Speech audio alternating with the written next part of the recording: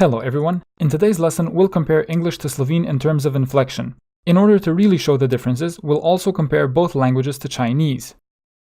Slovene is a very inflected language. It's much more inflected than English, and even more so than Chinese. What does this mean and why is it important?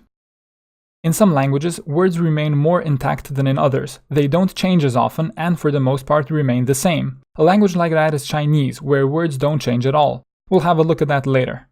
In other languages, small changes in a word make a big grammatical difference. We call these small changes inflections. An inflection of a verb, for example, is a conjugation. Let's compare work and works.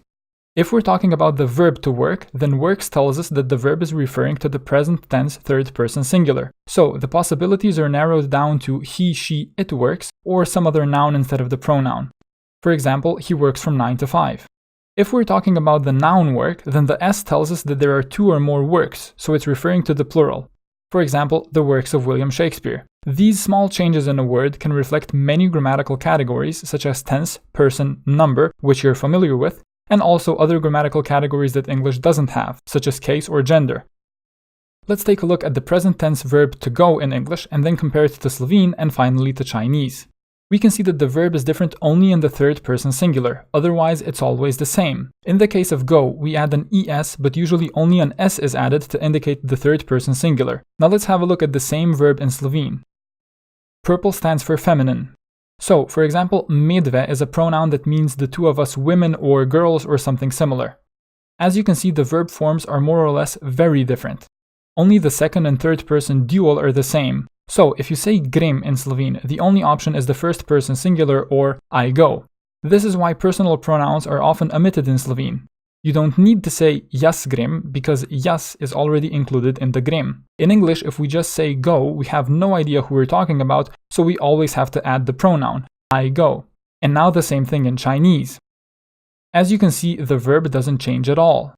It's the same for all three persons and both the singular and the plural. No matter if it's I go, 我去, or he, she, it goes, 他去, or we go, 我们去. The verb doesn't change, it's the same character. It's written here in the Latin script so we can read it.去. Now for the past tense. In English, the past tense form of go is the same for all three persons and both the singular and plural. It's always went. The past tense form of the verb changes, but I don't think this qualifies as an inflection. To go is irregular in English, but you can just imagine a regular verb such as laugh. In that case, the added ed tells us it's referring to the past. Here's the same thing in Slovene. Ignore the gray text, since that's just the verb to be, which is used to form the past tense. As we said, purple means feminine. Just like in English, the verb to go is irregular in Slovene.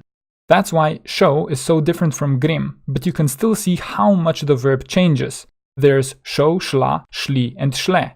Now, can you take a wild guess how the same looks like in Chinese? Big surprise, it's all the same again. The verb doesn't change at all. To refer to the past, you simply add an adverb in Chinese. 昨天 means yesterday. I went yesterday is 我昨天去, but the verb is still 去. So for example, the Chinese say he yesterday go store to say he went to the store yesterday. The verb doesn't change. Once you learn how to write the Chinese character, you're good to go. It's always the same. It should be obvious by now what it means that Slovene is a very inflected language, much more so than English, and that Chinese is a language with very few inflections. Let's have a look at another example, this time an adjective. Suppose you ask a native English speaker what's the opposite of small in his or her language. They'd give you a definite answer. The word is big. Ask a Slovene person the same thing, and if they wanted to be exact, they would answer by asking you 3 questions in return. What are we describing? Which noun does the adjective precede? How many things are we describing? And in which context is the word used, or what's going on? The first question has to do with gender, the second one number, and the third one case. We won't deal with case now, let's just focus on gender and number. Gender doesn't have much to do with biological sex. Basically, Slovene divides all its nouns into 3 classes which we call gender. The masculine, feminine, and neuter. There's some overlap between biological sex and grammatical gender, but for the most part you could just say class 1, 2, and 3. It's important you know the class or gender of the noun because words like adjectives or pronouns change their form according to the noun's gender. So, to go back to the adjective big. In English, big is big is big. It doesn't matter which word we're describing and how many things there are. Once you learn the word big, you're good to go. Notice that when compared to Slovene, English doesn't have genders and it only has the singular and plural. In Slovene, the adjective big changes a lot because it has to agree with the noun in gender and number. And two is a separate category because Slovene has the dual besides the singular and plural. The word chair or sto is masculine in Slovene, the word table or miza is feminine, and tree or drevo is neuter. They all behave differently when put into different numbers and cases. The same goes for adjectives that describe them. So, without even touching on grammatical case, it's already much more complex than in English. Let's just say if we added cases, things would get a lot worse.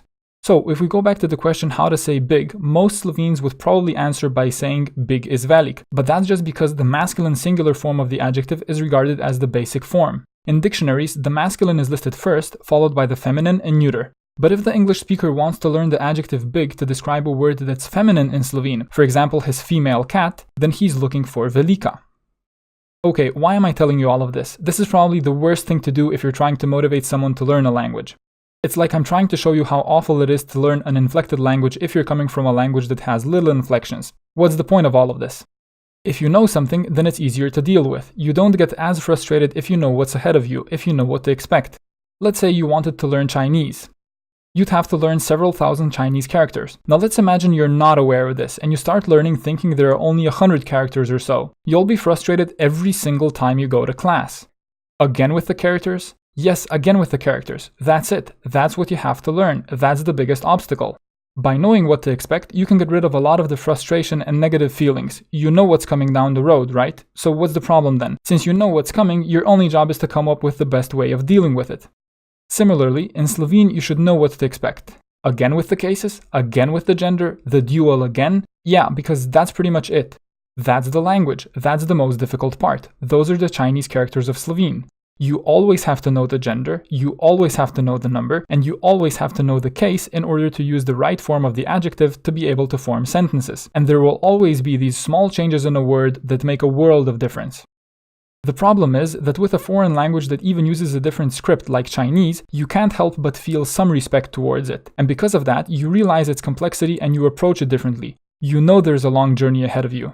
But if you're dealing with a language that uses the same Latin script, and there are always just these small changes in a word that you don't even have the patience to deal with, then there's the danger of just not being able to take it as seriously as necessary. In Chinese, everything is so different that it becomes a category of its own in your mind automatically. With Slovene, you should also try to do this. Gender is one new category, case another. It does matter if a noun is masculine or feminine, and it does matter if we're talking about 2 or 3 things. If you're serious, you should start doing these things early on. Believe it or not, I'm saying all of this to encourage you rather than discourage you. To encourage you to tackle Slovene in the most efficient way.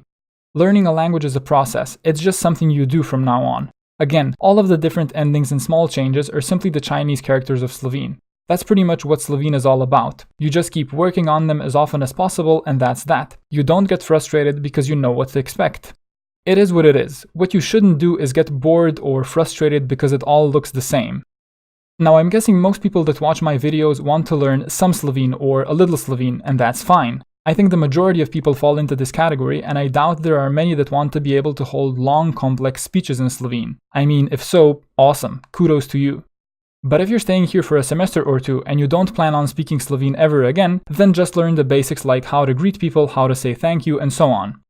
However, if there's a chance that in 2 years' time you'll still be learning, no matter how little or how rarely, then don't make the mistake of avoiding all of the stuff you find difficult just because it's uncomfortable. You don't want to have a big vocabulary and lack basic grammar 2 years from now.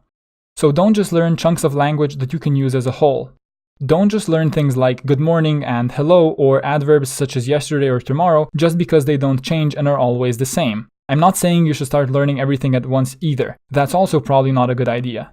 Just don't avoid things because they're quote-unquote difficult. You don't need to and you shouldn't learn all the complex things early on, but at least recognize them. With every noun, ask yourself if it's male, female, or neuter. If a noun has an ending you're unfamiliar with, try to find out why. You don't need to know how to use the cases, but at least know their names and that they exist. Start making small steps in the right direction at the very beginning. Hope you enjoyed the lesson and learned something new. Good luck, study hard, and aim for the stars.